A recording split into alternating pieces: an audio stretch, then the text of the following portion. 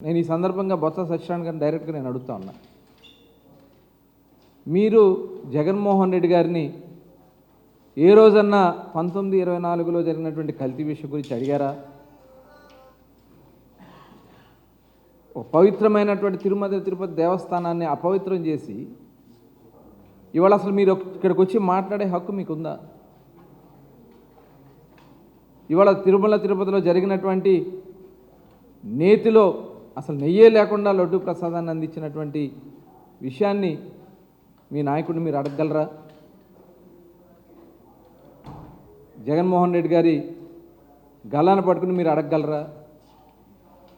ఇవాళ వాళ్ళ దోపిడీ కోసం, స్వార్థ రాజకీయాల కోసం, వాళ్ళు చేసినటువంటి దోపిడీని కప్పిపుచ్చుకోవడం కోసం ఇవాళ హెరిటేజ్ సంస్థను తీసుకొచ్చి శాసన మండలిలో చేసినటువంటి రాద్దాం. సిగ్గుపడతా ఉన్నారు ప్రజలు. చేసిందే మహాపాపం.